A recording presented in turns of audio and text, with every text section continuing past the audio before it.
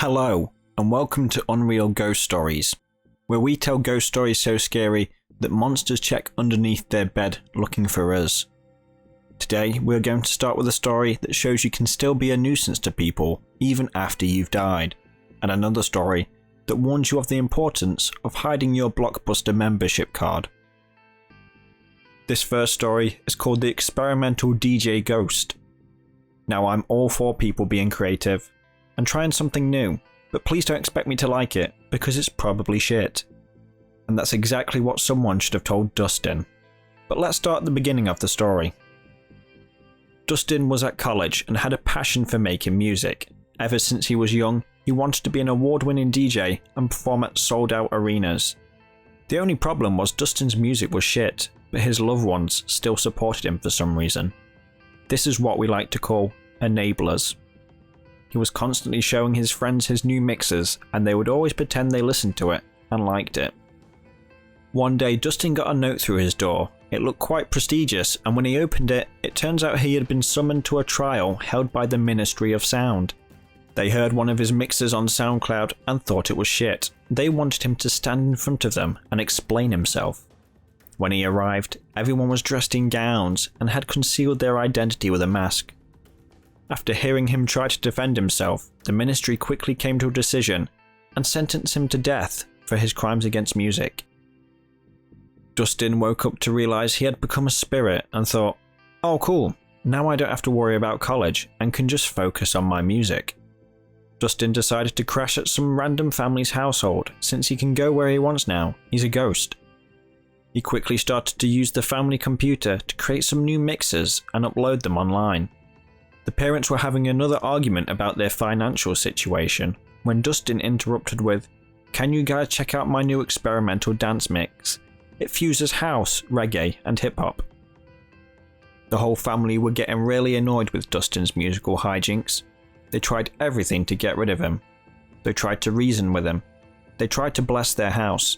They even tried playing UB40 for a week straight, but their ghostly problem wouldn't budge. Then one day, the youngest son realizes that you have to be a living being to have a SoundCloud account, and so Dustin was breaking the terms of service by being dead. They managed to get his account banned, and Dustin took off and left.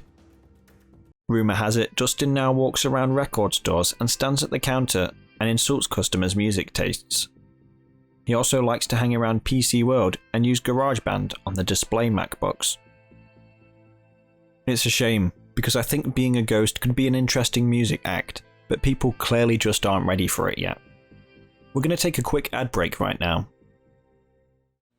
Ragu introduces Chicken Tonight Simmer Sauces, and suddenly everybody's saying, I feel like chicken tonight, like chicken tonight, chicken tonight. Choose from 6 new sauces. Each one's made with real vegetables and herbs, so you can make dishes like country French chicken and chicken cacciatore. Just brown the chicken, simmer, and serve. I feel like chicken tonight, like chicken tonight, New Chicken Tonight Simmer Sauces from Ragu.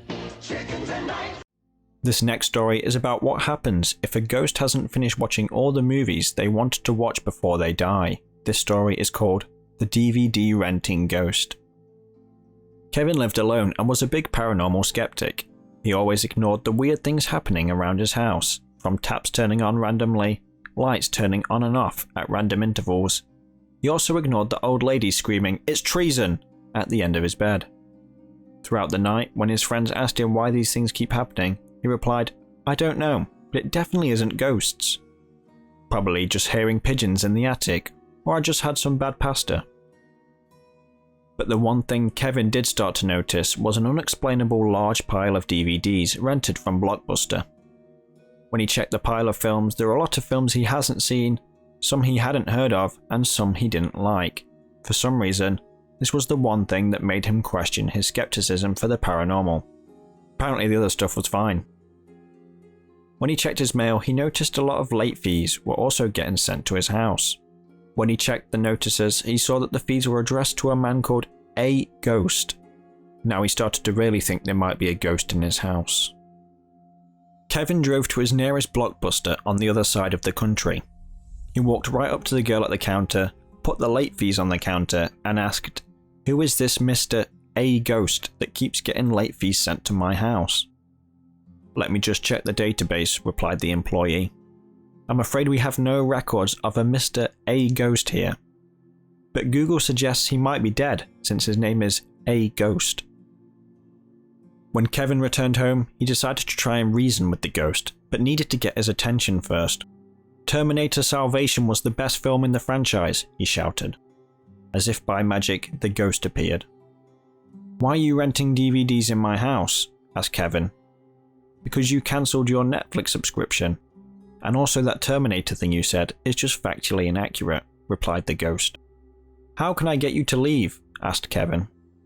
If you want me to pass into the afterlife, you have to collect my ashes that were scattered at the Minions ride at Universal Orlando and take them to a showing of Christopher Nolan's new movie, Tenet. This is exactly what Kevin did, and while at Universal Orlando, grew quite fond of the ghost, and he was excited to watch the movie with his new friend. But as the credits rolled, he turned to ask him about his opinions on the film, and noticed his friend fading away. I prefer the Prestige and Inception as they have a better structure to them, and the audio was quite hit and miss with Tenet, but maybe I will enjoy it more with a second viewing. No, don't leave yet, cried Kevin, but the ghost never did get that second viewing of Tenet. I never expected such a sad ending to a ghost story. Anyway, I'm afraid that's all we have time for this week, but if we see a ghost, we know who to call. Well, I don't know if Bill Murray is up to the job anymore, but until next time, try not to become a ghost. Bye, have a beautiful time!